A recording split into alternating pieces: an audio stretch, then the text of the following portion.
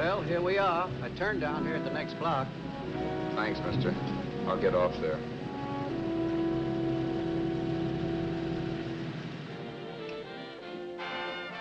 Want anything else?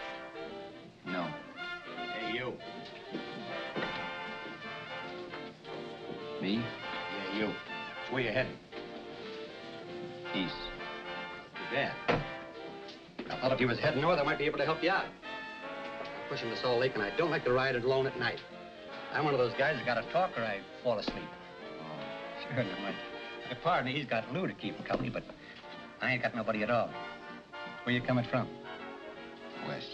Yeah, sure, I know, but where, L.A.? Maybe. Got a cousin out in L.A. You don't say. Yeah, he's been out.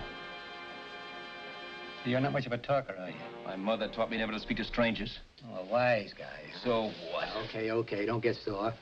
Just trying to be sociable, that's all. Hey, Glamorous. You change for a dime, will you?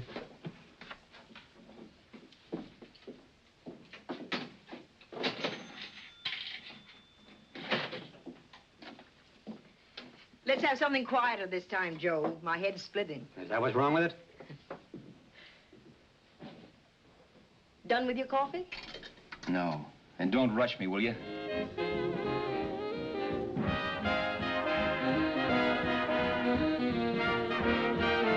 Hey, turn that off. Will you turn that thing off? What's eating you now? Yeah, what's eating you? That music, it stinks. Oh, you don't like it, huh? No, turn it off. Oh, wait a minute, pal.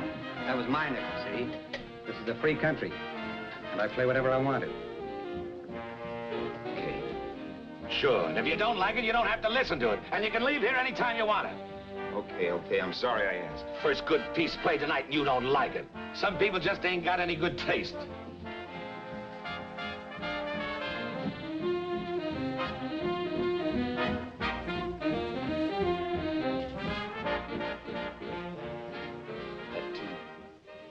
That tune. Why was there always that rotten tune? Following me around, beating in my head, never letting up. Did you ever want to forget anything? Did you ever want to cut away a piece of your memory or blot it out? You can't, you know. No matter how hard you try. You can change the scenery, but sooner or later you'll get a whiff of perfume or somebody will say a certain phrase or maybe hum something. Then you're licked again. I can't believe that you're in love with me. I used to love that song once. So did the customers back in the old Break of Dawn club in New York. I can't remember a night when I didn't get at least 3 requests for it. Sue, she was always selling it too. Those were the days.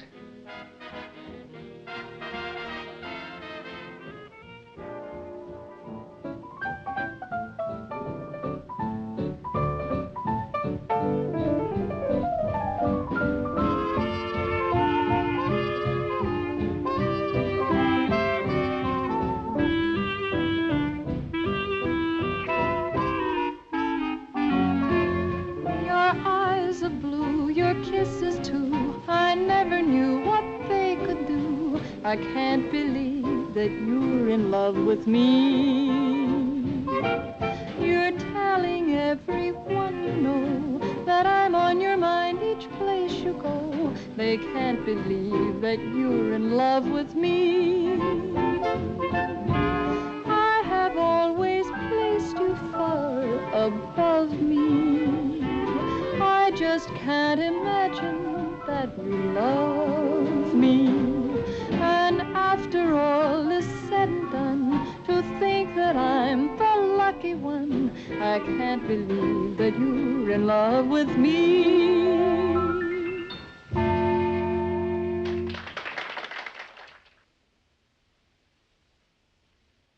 It wasn't much of a club, really. You know the kind. A joint where you could have a sandwich and a few drinks and run interference for your girl on the dance floor. I pounded the piano in there every night from 8 until the place closed up, which usually meant 4 in the morning. A good job as jobs went in those days.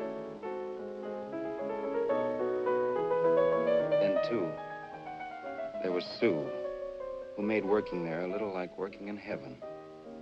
But how we felt about each other, well, there was nothing very unusual in that.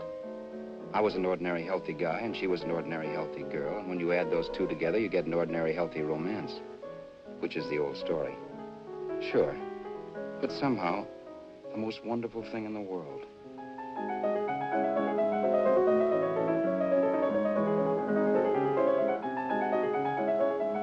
All in all, I was a pretty lucky guy.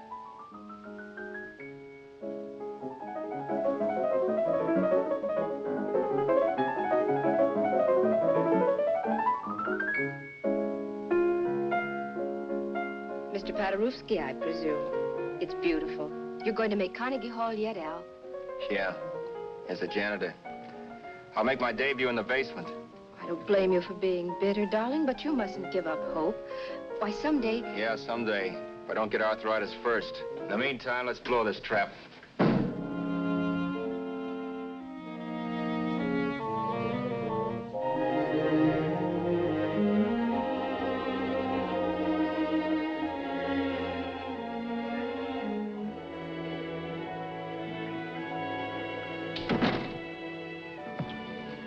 Like to get something to eat, hon? Oh, I don't think so, Al. I lose my appetite working in this flea bag.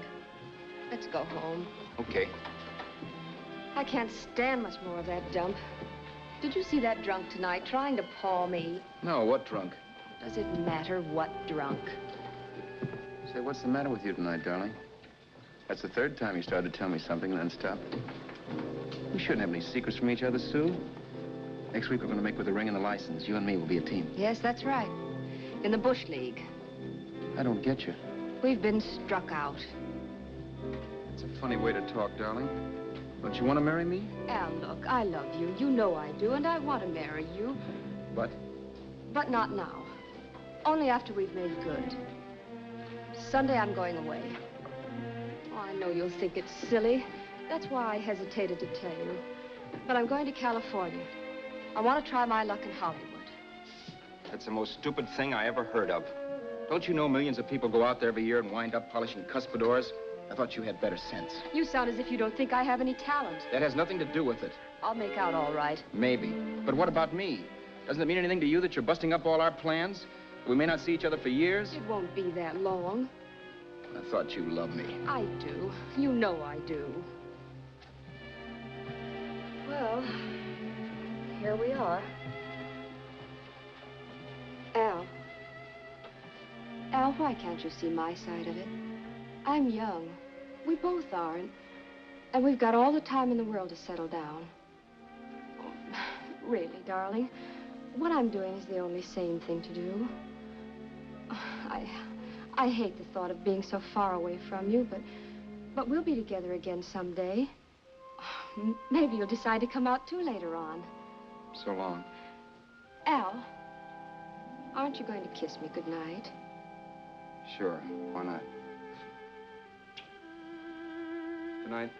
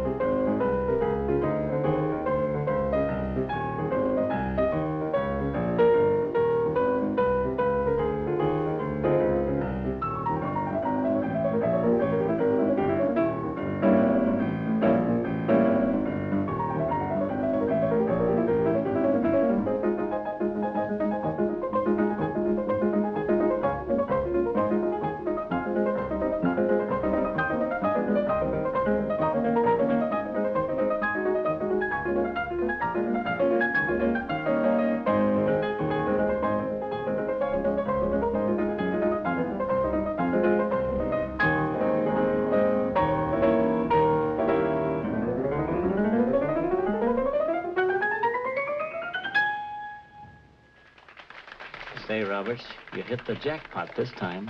$10. Thanks.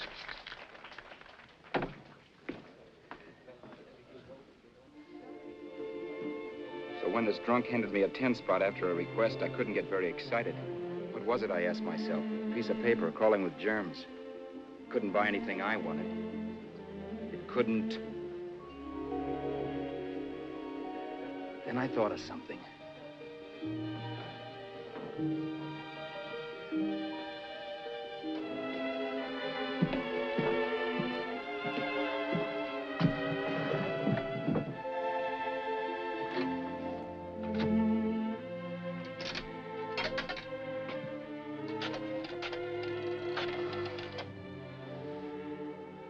Long distance.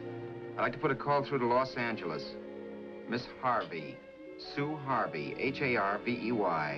The number is Crestview 65723.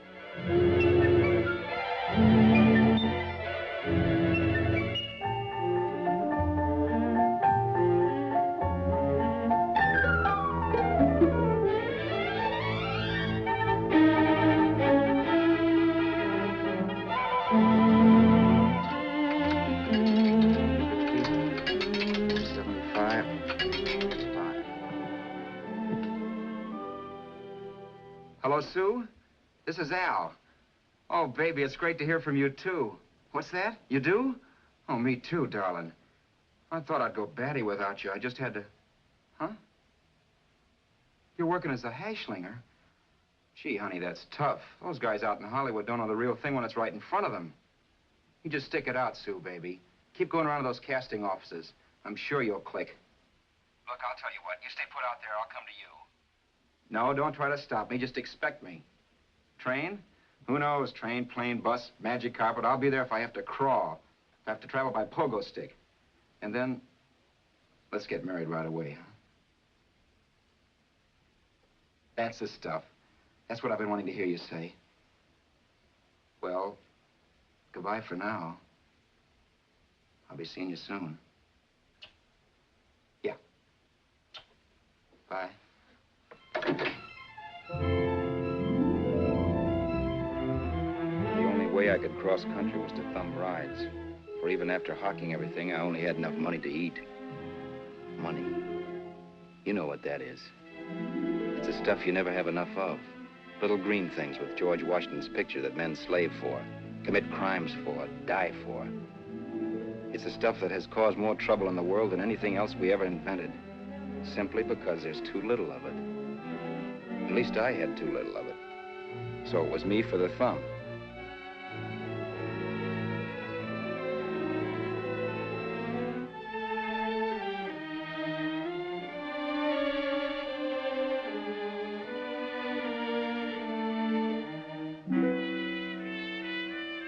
Ever done any hitchhiking? It's not much fun, believe me. Oh, yeah, I know all about how it's an education, how you get to meet a lot of people and all that. But me, from now on, I'll take my education in college, or in PS 62, or I'll send $1.98 in stamps for 10 easy lessons.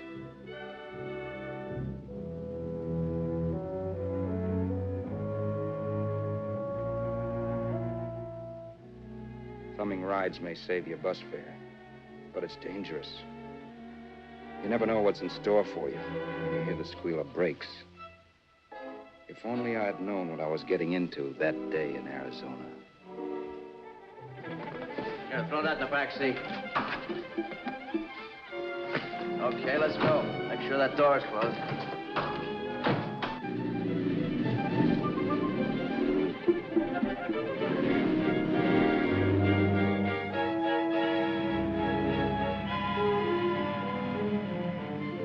You know, Emily Post ought to write a book of rules for guys thumbing rides.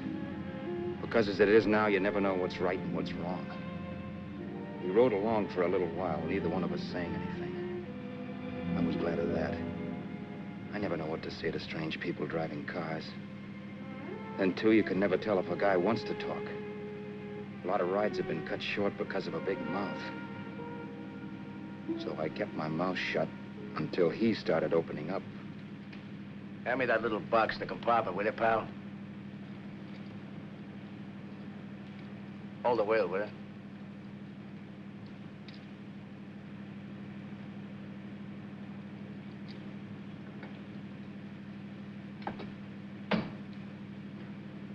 How far are you going? L.A. Well, you're really traveling, aren't you?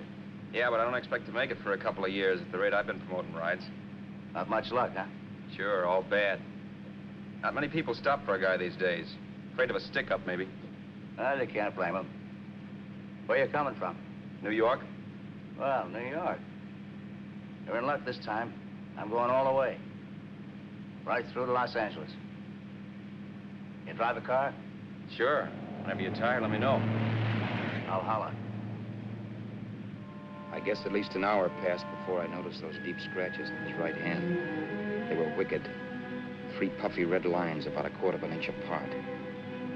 He must have seen me looking at them because he said, Beauties, aren't they? They're gonna be scars someday. What an animal. whatever it was, it must have been pretty big and vicious to have done that. Right on both counts, New York. I was tussling with the most dangerous animal in the world. A woman. She must have been Tarzan's mate. Looks like you lost the bob. Certainly wasn't a draw. You know, there ought to be a law against dames with claws. Yeah. I tossed her out of the car in her ear. Was I wrong? Give a lift to a tomato, you expect her to be nice, don't you? Yeah. After all, what kind of a dame son rides? Sunday school teachers? Yeah. A little witch. She must have thought she was riding with some fall guy. And me, who's been booking horses around racetracks since I was 20. I've known a million dames like her. 2 million. Yeah.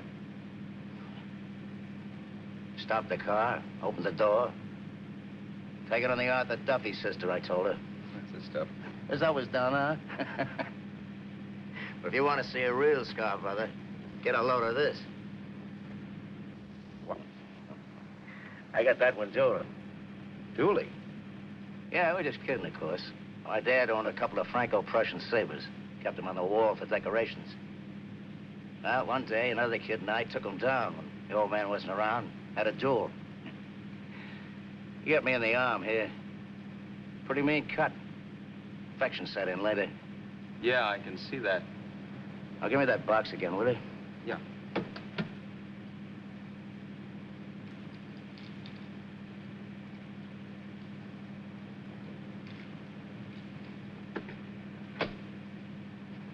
Pain made me lose my head, I guess. Began slashing.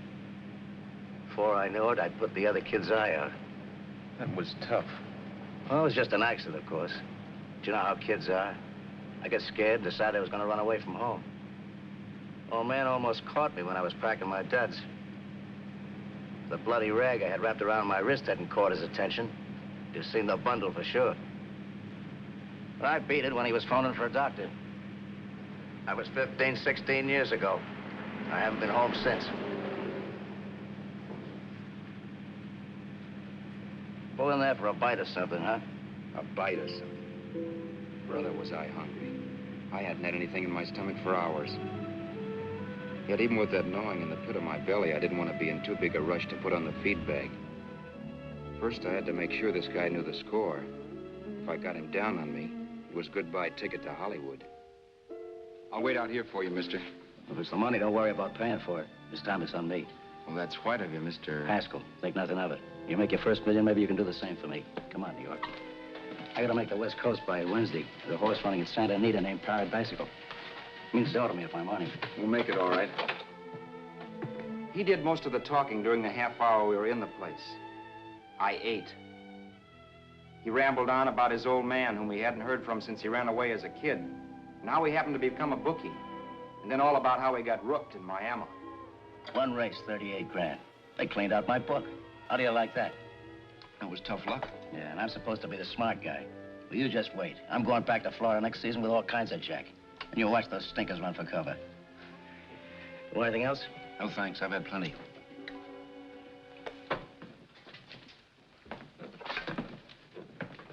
That check there, sister? Oh, just a minute. Your change, sir. Keep it, sister. Oh, thank you, sir. Call again. I'll be waiting outside for you when you finish work. Sharp check, huh?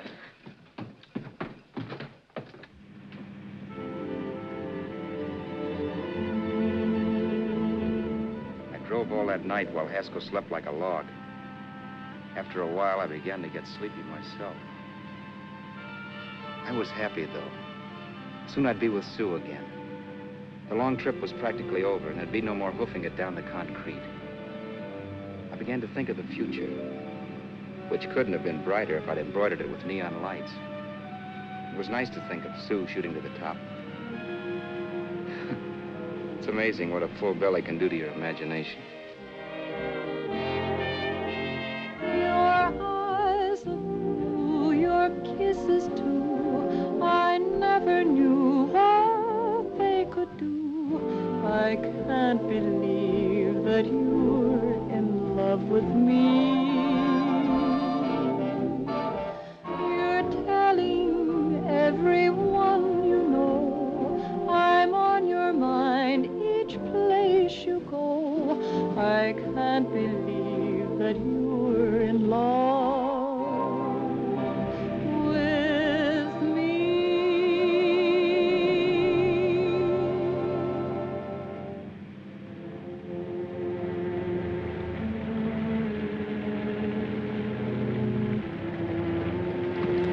Mr. Haskell? Mr. Haskell? Mr. Haskell, wake up. It's raining. Don't you think we ought to stop and put up the top?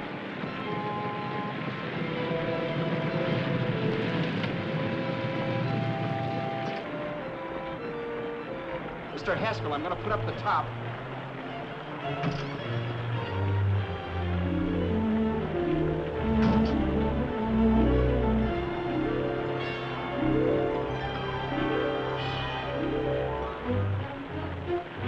Until then, I'd done things my way. But from then on, something else stepped in and shunted me off to a different destination than the one I had picked for myself. For when I pulled open that door... Mr. Haskell, what's the matter? Are you hurt? Are you hurt, Mr. Haskell? Start your sermon. I'll listen to it. But I know what you're going to hand me even before you open your mouths. You're going to tell me you don't believe my story of how Haskell died and give me that don't make me laugh expression on your smug faces. I saw at once he was dead, and I was in for it. Who would believe he fell out of the car? Why, if Haskell came too, which of course he couldn't, even he would swear I conked him over the head for his dough. Yes, I was in for it. Instinct told me to run, but then I realized it was hopeless. There were lots of people back down the road who could identify me. That gas station guy and the waitress. I would be in a worse spot then, trying to explain why I beat it. The next possibility was to sit tight and tell the truth when the cops came. But that would be crazy. They'd laugh at the truth. And I'd have my head in a noose. So what else was there to do but hide the body and get away in the car? I couldn't leave the car there with him in the gully. That would be like erecting a tombstone.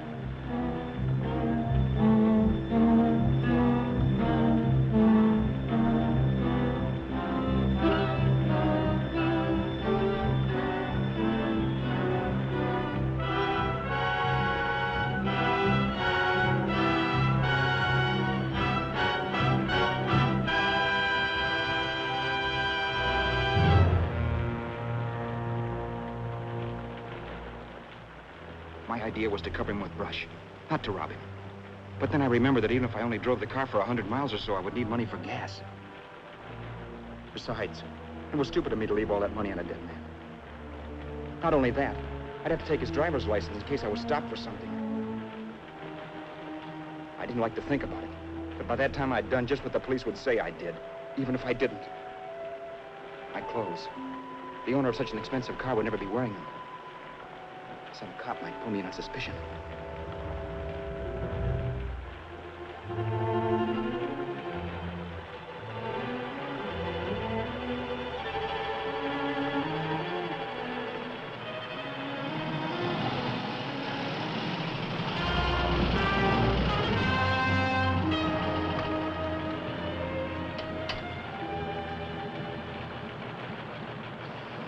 Hey, you, this your car? Don't you know better than to leave a car with the wheels halfway in the middle of the road? That's the way accidents happen. I'm sorry, officer. I was just putting up my top. I didn't think. Well, the next time, think. I'll let you go now, but watch your step in the future. I know that's a lonely stretch, but cars come by here once in a while, and we have plenty of crack-ups. Thanks, officer.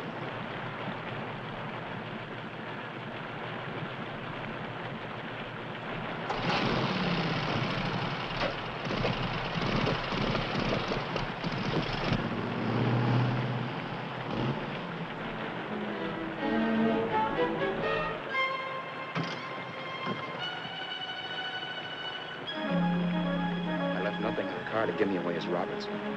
If they found a dead man in the gully now, it would be me.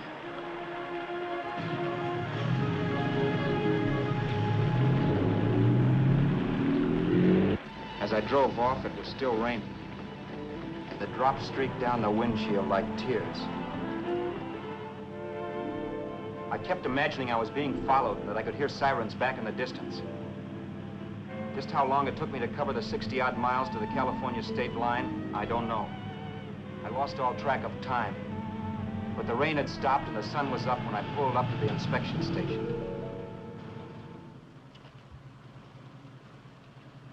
Hello? Carrying any fruits or vegetables? No. Any livestock or poultry? No. I'd like to see your registration and driver's license, please.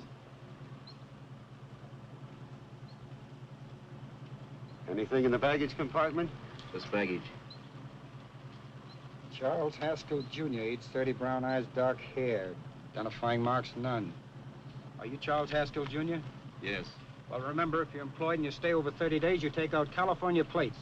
All right, officer, but I'll only be in the state a short while. Right, you can go now.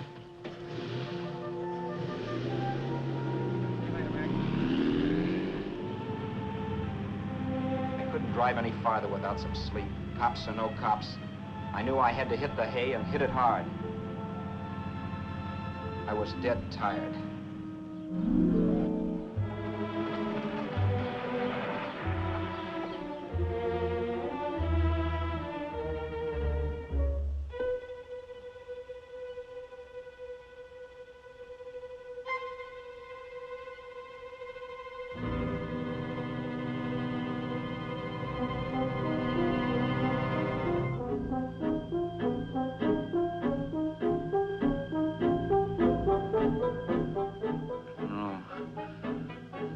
Mr. Haskell. No.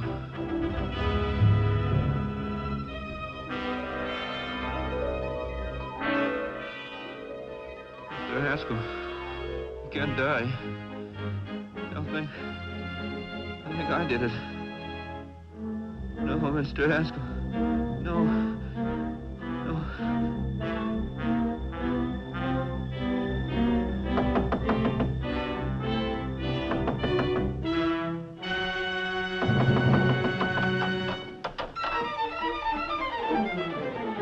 Who's there? It's the maid. Can I come in and clean? Later. In a half hour. All right, sir.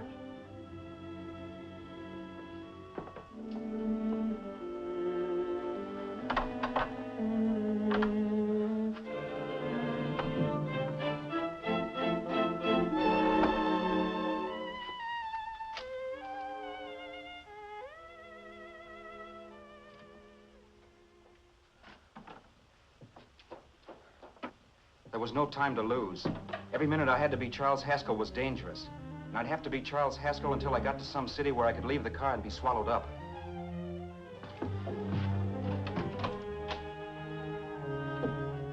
That meant driving the car as far as San Bernardino, maybe even to Los Angeles.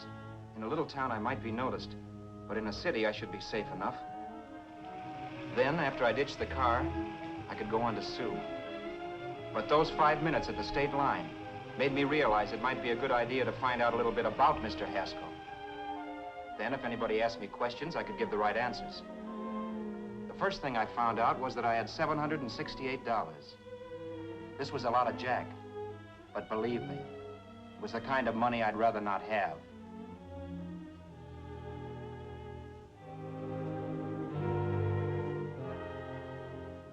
And then I found out from a letter Haskell was carting around in his bag that he wasn't the open-handed, easygoing big shot who went around buying dinners for strange hitchhikers. Before I got done reading it, I saw him more as a chiseler. It was written to his old man in California, the one he hadn't seen in so many years. In it, Haskell posed as a salesman of hymnals, of all things. It was easy to see where Haskell expected to raise a new stake for his book in Miami by rooking his old man. That was about all I found out from his effects, and it was enough. I told myself, maybe old man Haskell was lucky his son kicked off. He would never know it, but it saved him from taking a flyer in sacred literature preferred.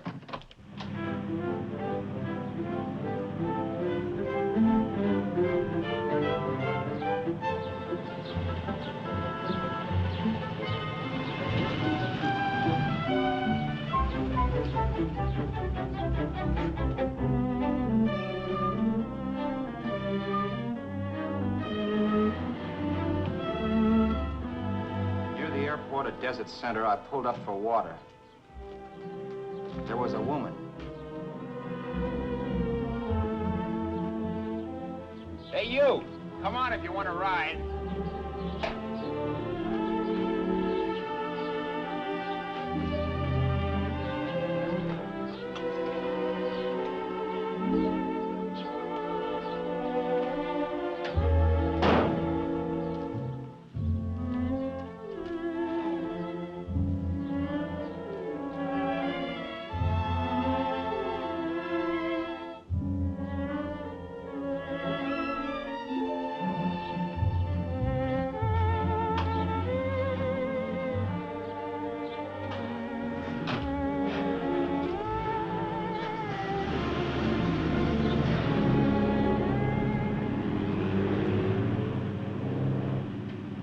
How far are you going?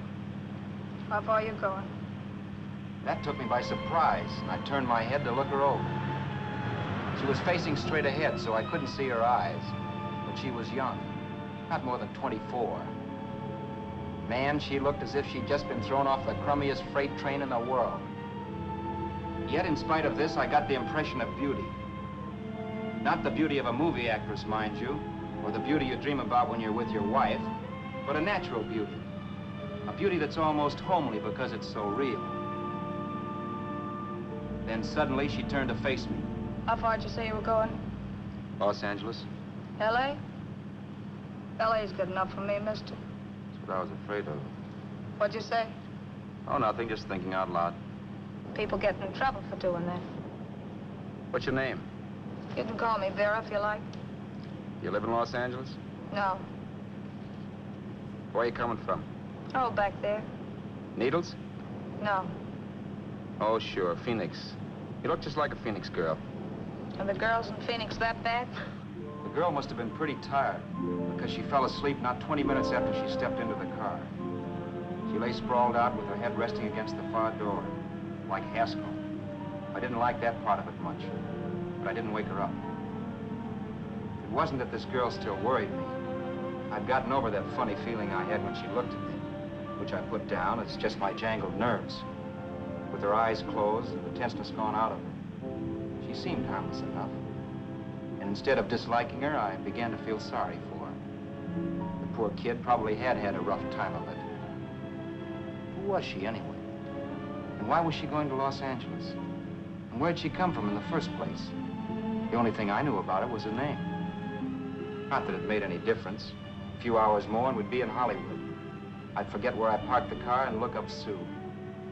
This nightmare of being a dead man would be over. Who this dame was, well, it was no business of mine. Where did you leave his body? Where did you leave the owner of this car? You're not fooling anyone. This buggy belongs to a guy named Haskell. That's not you, mister. You're out of your mind. That's my name, Charles Haskell. I can prove it. It's my driver's Save license. yourself the trouble, mister. Having Haskell's wallet only makes it worse. It just so happens I rode with Charlie Haskell, all the way from Louisiana. He picked me up outside of Shreveport. You rode? You heard me. Then it all came back to me. All the talk about dueling and scars and scratches. There was no doubt about it. Vera must be the woman Haskell had mentioned. She must have passed me while I slept. Well, I'm waiting. My goose was cooked. She had me. That Haskell guy wasn't dead yet. He wasn't stretched out stiff and cold in any Arizona gully. He was sitting right there in the car, laughing like mad while he haunted me. Well? There was nothing I could say. It was her move. Vera, whatever her name was, it was just my luck picking her up on the road. It couldn't have been Helen, or Mary, or Evelyn, or Ruth. It had to be the very last person I should ever have met. That's life. Whichever way you turn, fate sticks out a foot to trip you.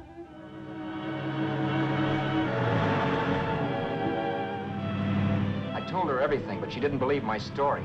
I should have saved my breath. That's the greatest cock and bull story I ever heard. So he fell out of his car.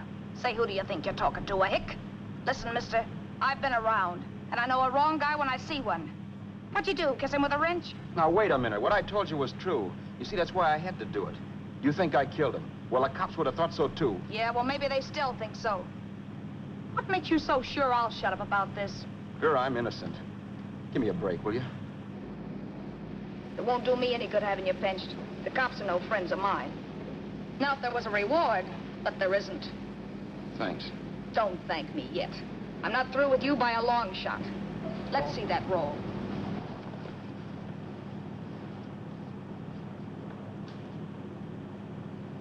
Is that all Haskell had? Isn't it enough? No, I thought he had more. Not that I know of. You can search me. You think I'm holding out on you? Well, maybe I will at that. He told me he was going to bet $3,000 on a horse named Paradisical on Wednesday at Santa Anita. He was stringing you along. He meant 300. Maybe. Sure, $3, 300. He was a piece of cheese, a big blowhard. Listen, mister, don't try and tell me anything about Charlie Haskell. Remember, I knew him better than you did. Okay, then you knew he was a four-flusher. That explains the $3,000 bet. I'm not so sure he didn't have that $3,000. Why should I believe you? You got all the earmarks of a cheap crook. Now, wait a Shut minute. up. You're a cheap crook and you killed him. For 2 cents, I'd change my mind and turn you in. I don't like you. All right.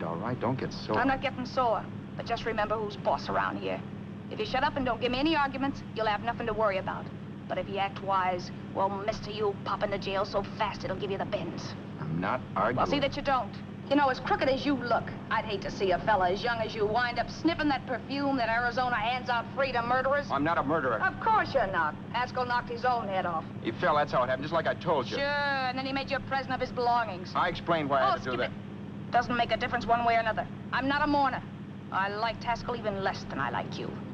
Yeah, I saw what you did to him. What do you mean?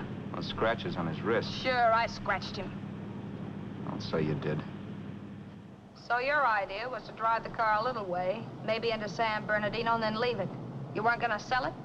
Sell it? You think I'm crazy? Somebody else's car? See, all I want to do is leave it somewhere and forget I ever saw it. Not only don't you have any scruples, you don't have any brains. I don't get you.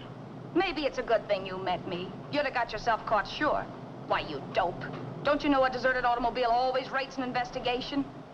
Huh? Look, the cops find a car. Then they get curious. They wonder where the owner is. So, all right, they don't trace Haskell. They trace you. I never thought of that. The only safe way to get rid of the car is to sell it to a dealer. Get it registered under a new name. Say, stop at the next store. I want to get a bottle and do some shopping before we hit L.A.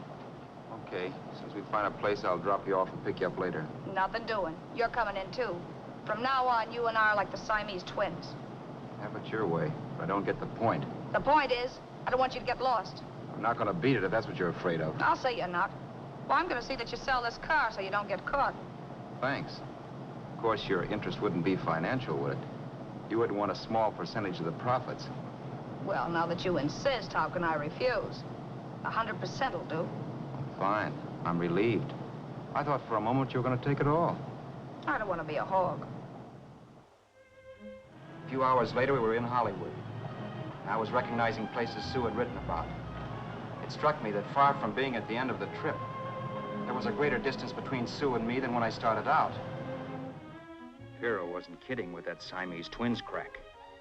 She rented a little apartment as Mrs. Charles Haskell. When I objected to this, she explained that it was on account of the car. A dealer might think something was funny if he called and found we were using different names.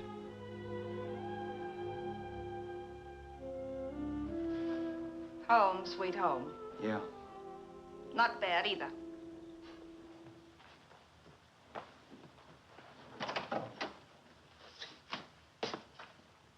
In case there's any doubt in your mind, I'll take the bedroom. Yeah. Sure is stuffy in here.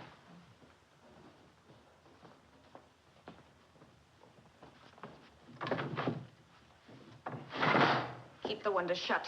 Okay. The old crow downstairs said there's a folding bed behind this door.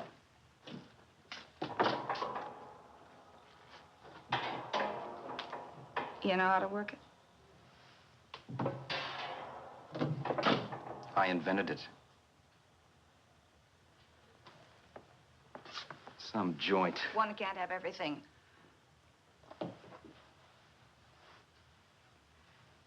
I'm first in the bathtub. I don't know why, but I figured you would be.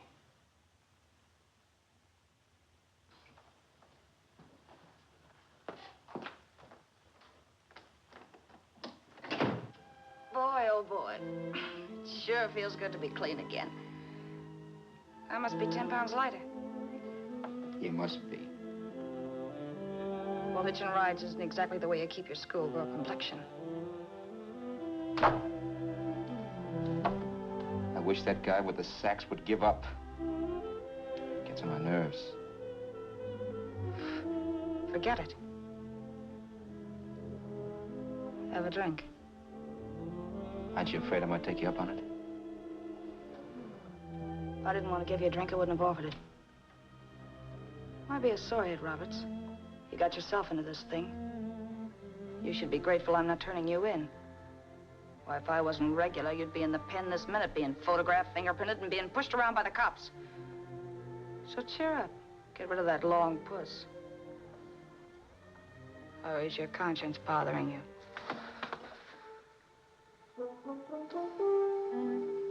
No. It isn't. Swell. That's the spirit. He's dead and no moaning around will bring him back. Anyway, I never could understand this worrying about something that's over and done with. Now look, Vera, for the last time I didn't kill him. Haskell was a sick man. Maybe he was dead before he fell out of the car. I don't know. Sure. He died of old age. All right. So if it'll make you sociable, you didn't kill him.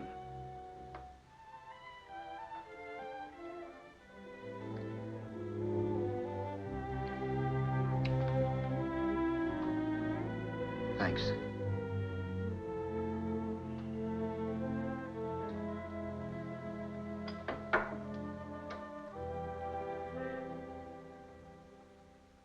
We're out of liquor, Roberts.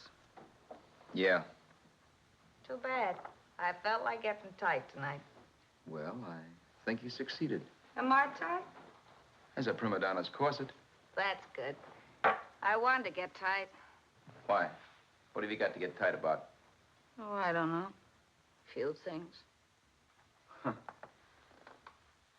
You should have my worries. If I had your troubles, I'd stay sober. And I've got the key to that door. Yeah. Maybe you're right. I'm always right. You know, I don't like your attitude, Roberts. Well, there's a lot of things I don't like. Sure. But life's like a ball game. You gotta take a swing at whatever comes along before you wake up and find it's the ninth inning. I bet you read that somewhere. That's the trouble with you, Roberts. All you do is bellyache. But I've taken it easy and, well, trying to make the best of things. But maybe that's what's wrong with the whole world. Get the professor. People knock themselves out trying to buck fate. Now, take you, for instance. You're lucky to be alive. Why, suppose Haskell had pulled open your door. You'd be playing a harp now. Think of that. You think of it. I'm tired of thinking. There's plenty of people dying this minute. I would give anything to trade places with you. I know what I'm talking about. I'm not so sure. At least they know they're done for. They don't have to sweat blood wondering if they are. Your philosophy stinks, pal. We all know we're going to kick off someday. It's only a question of when. But what got us on this subject anyway? We'll be discussing politics next. Yeah. Where'd you hide the butts? On the table, sucker.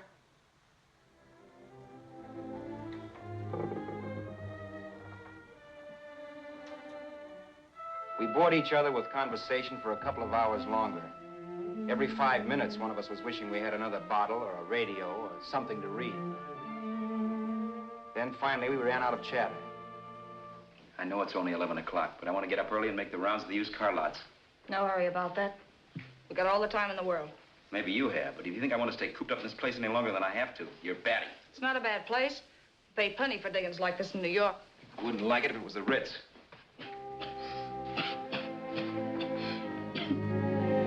Rotten liquor. You got a mean cough. Ought to do something about it. I'll be all right. That's what Neal said. Nobody you know. Wasn't that the dame that died of consumption? Yeah. Wouldn't it be a break for you if I did kick off? You'd be free with all Haskell's dough and car. I don't want to see anybody die. Not even me. Especially not you. One person died of me. If you did, well, that's all I need. You don't like me, do you, Roberts? Like you. I love you. My favorite sport is being kept prisoner. After we sell the car, you can go to blazes for all I care, but not until then.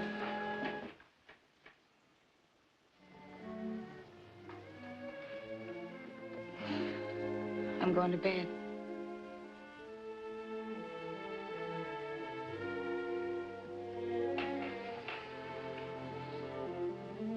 Good night, Roberts. Don't try and sneak away during the night. All the doors are locked. Anyway, if I find you gone in the morning, I'll notify the police. They'll pick you up. Don't worry, I know when I'm in a spot. Well, good night. I hope that portable rack isn't too uncomfortable for you. Don't lose any sleep over it, will you, Vera?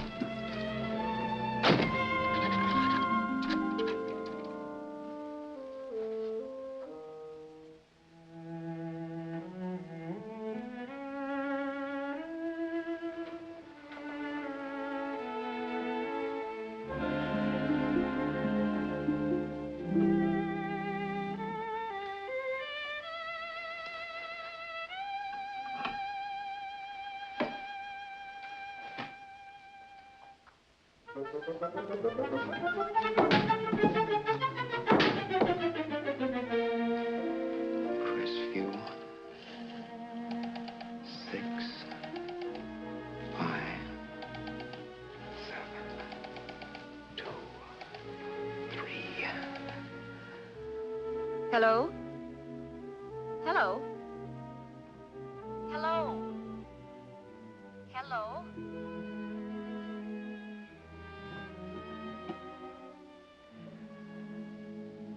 No. Not yet, darling. Tomorrow. Maybe. If this were fiction, I would fall in love with Vera, marry her, and make a respectable woman of her. Or else she'd make some supreme Class A sacrifice for me and die. Sue and I would bawl a little over her grave and make some crack about there's good in all of us. But Vera, unfortunately, was just as rotten in the morning as she'd been the night before. All right, I'm coming. Look, Vera, it's almost noon. So what? The dealers will be there all day? I'll be there all year, too, but that doesn't mean I'm going to wait that long. Shut up. You're making noises like a husband. Well, do I rate a whistle? You sure do, but let's go. Let's go, let's go. I spent $85 in 2 hours preparing bait, and all you can say is let's go. Come on.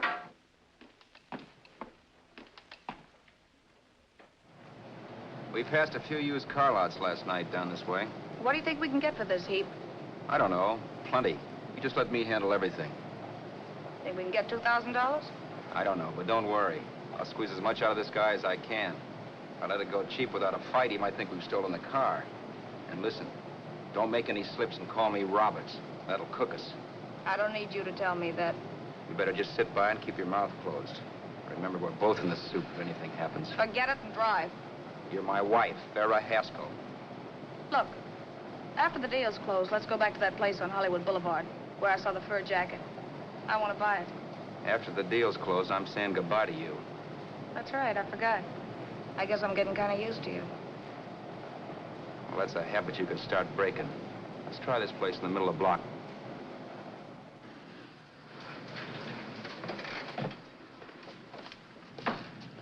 Good afternoon. What can I do for you? We're interested in selling a car. If the price is right. Well, if it's in good mechanical condition, it should blue book for about $1,600. Tony, take a look at this motor. $1,600. Are you kidding?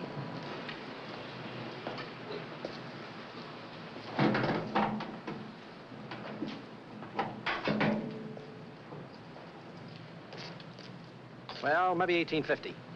Before I let it go for $1,850, I'll wreck it and collect the insurance first.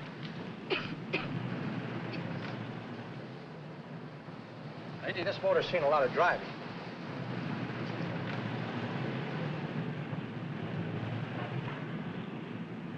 Well, the mechanic inspected the car. We haggled.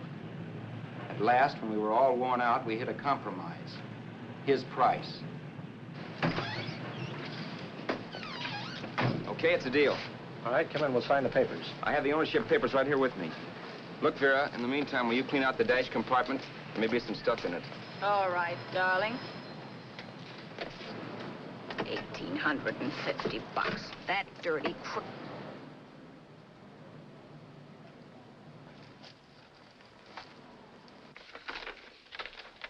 New York, huh? Yeah. But you bought the car in Miami? Yeah. Well, now let's see about the insurance. We can either have it transferred or canceled. What kind of insurance do you have, Mr. Haskell? Well, aren't all the papers there? I don't see any. Surely you know what type of insurance you carry in the car. The name of the company? Yeah, but, Well, if you'll just tell me the name of the company, I'd be very glad to take care of all the details. well, Did you sign the papers yet? not yet. Well, don't. We're not selling the car. Oh, wait a minute, Miss Haskell. Come on, darling. What's the matter? You changed your mind? Yes, I'm sorry. I guess I have. But, Vera... Let's go.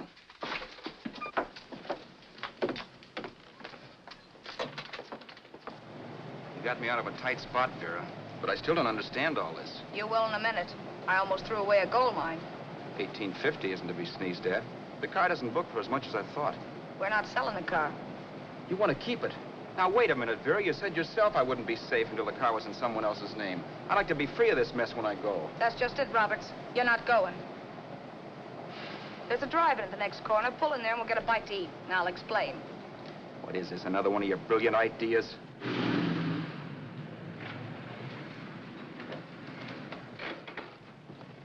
Oh, may I take your order? Make mine a ham sandwich and coffee. And for you, sir?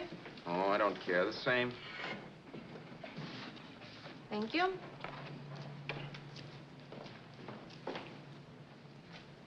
Get this, Vera. I've been pretty patient so far. I've done everything you asked me to do, but no more. Shut up. You've taken Haskell's money. And you can have the dough we get from selling the car, but you're not going to keep me a prisoner. It's a good thing I bought the paper. Take a look at that. Vera, I'm in no mood. Read that.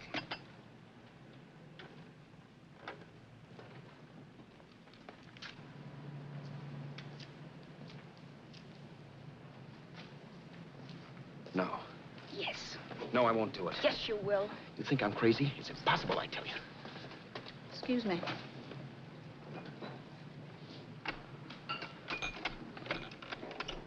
Blow the horn when you're through.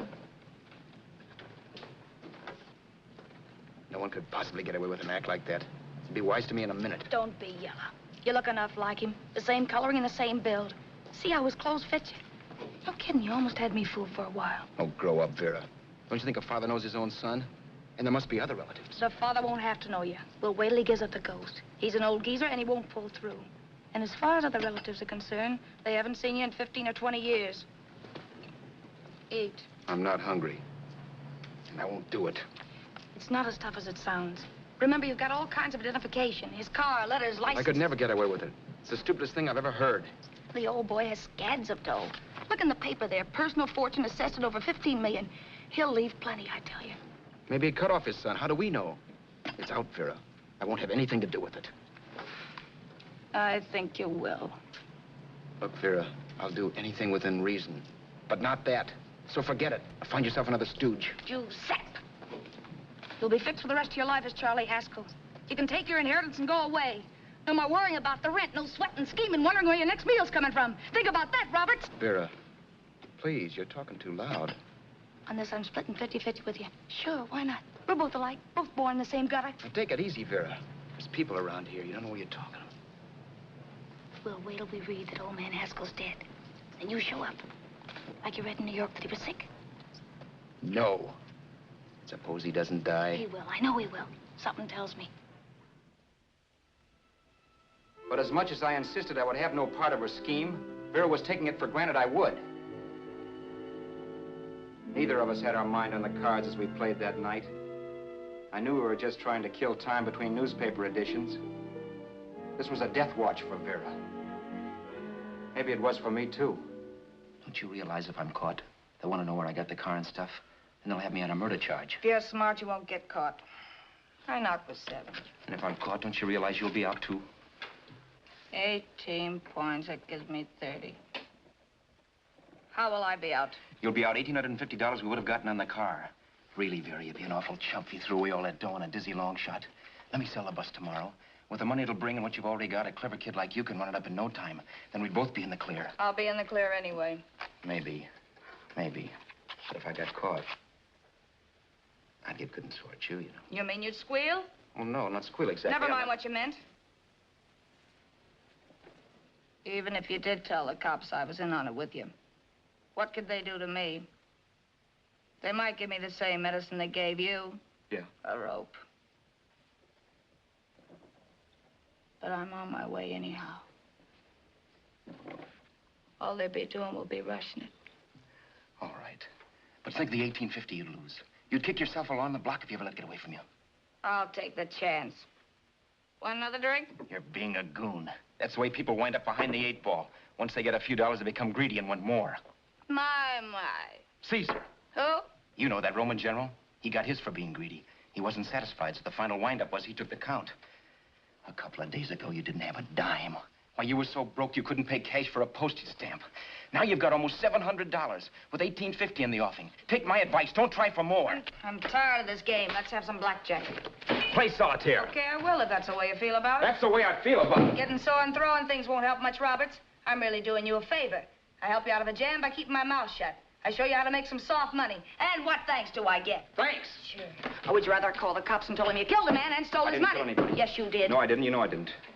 All right, then. Suppose I call the cops. If you're innocent, what do you got to be scared of? Okay. Call him, you mutt. Go ahead and call him. See if I care. At least they'll give me a square deal. You want me to call them? You heard me. But I'm warning you. If I'm pinched, I'll swear you were in on it. I'll say that you helped me.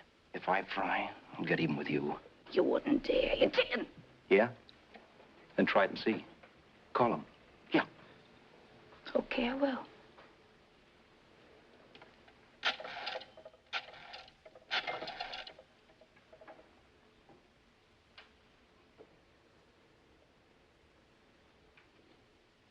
Information? I want the number of the Hollywood police station. Okay, I got it. Thanks. Wait a minute, Vera. You wouldn't do that. Well, wouldn't I? Give me that and I'll show you if I would. Take it easy now. Let's talk this over. This was early in the evening, and the conversation, while hectic, was at least pitched low. But as the minutes passed, and more obstacles to her plan popped into my head, the air got blue. Each word coming from our lips cracked like a whip. I reminded her that as Charles Haskell, I didn't even know my mother's name, where I'd gone to school, the name of my best friend, whether I had an Aunt Emma or not, my religion, and if I'd ever owned a dog. I didn't even know what my middle initial stood for. I also pointed out that the real Haskell had a scar on his forearm. His people never saw that scar. He told me he ran away right after putting out the kid's eye. Yeah, but his father knew he was cut. It'd have to be some kind of a mark. So what? The old man's dead, or will be. I hope by tomorrow morning's papers. Anyway, you could cut yourself a little, couldn't you? Boy, for that kind of dough, I'd let you cut my leg off. You're drunk and you're crazy mad, Vera. Turn me in if you want to, but I won't get mixed up in this. Besides, how do we know? Haskell was such a phony. Maybe he wasn't the man's son at all. Maybe he just dreamed it up. Well, dream it or not, you won't be dreaming when the law taps you on the shoulder. There's a cute little gas chamber waiting for you, Roberts. And I hear extradition to Arizona's a cinch. Where's that phone? Vera! Leave me alone. Vera! Here. I want a phone. Call police. I hate you yellow stinker. You leave me alone. I'll let you alone when you promise to leave the phone where it is. You're drunk. You don't know what you're doing. You're hurting me. Will you promise? All right.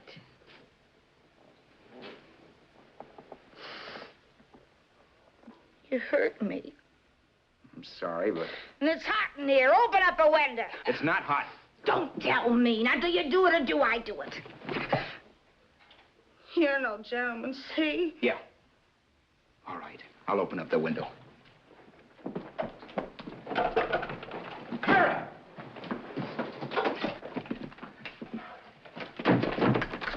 Vera, open the door. Please open the door. Vera, open the door. Don't use the phone. Listen to me. I don't like you, Roberts. You're no gentleman, see? You hurt my hand, and I'm going to get even with you. If you don't open the door, I'm going to kick it down, Vera. Vera, don't call the cops. Listen to me. I'll do anything you say. Vera, let me in. I'll break the phone.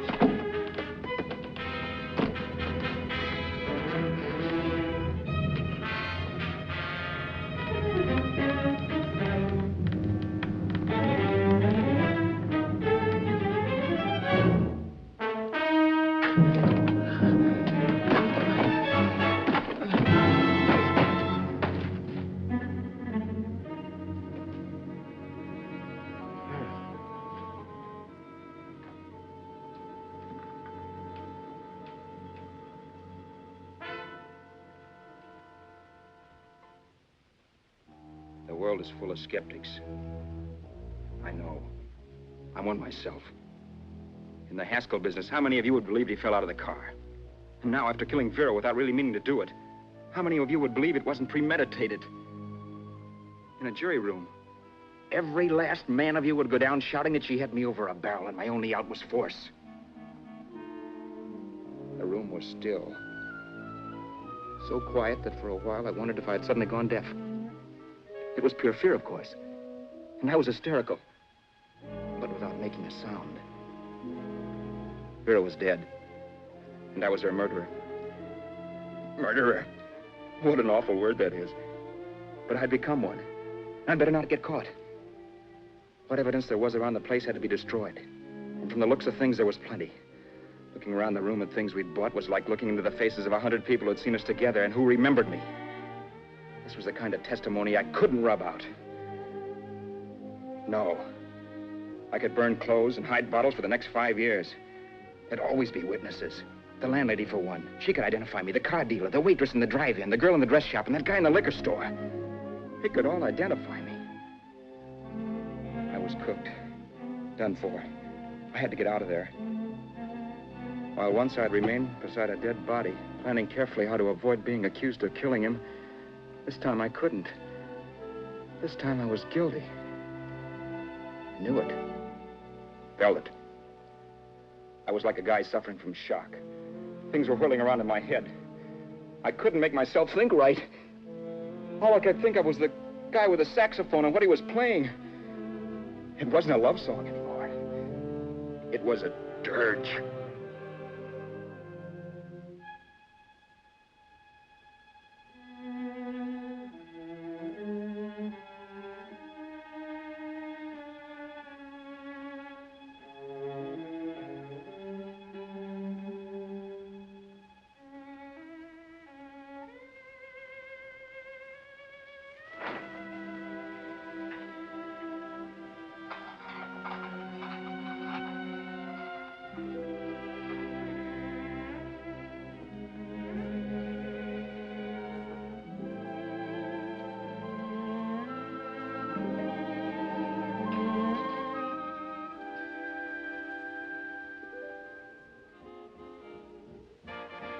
My problems weren't solved.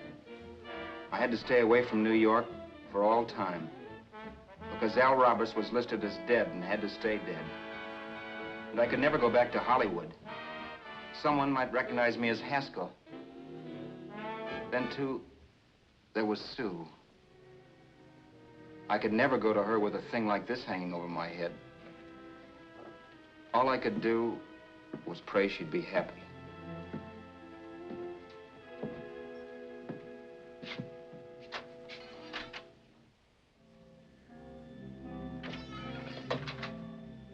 I was in Bakersfield before I read that Vera's body was discovered, and that the police were looking for Haskell in connection with his wife's murder. Isn't that a laugh? Haskell got me into this mess, and Haskell was getting me out of it. The police were searching for a dead man. I keep trying to forget what happened and wonder what my life might have been if that car of Haskell's hadn't stopped. But one thing I don't have to wonder about. I know. Someday a car will stop to pick me up that I never thumbed.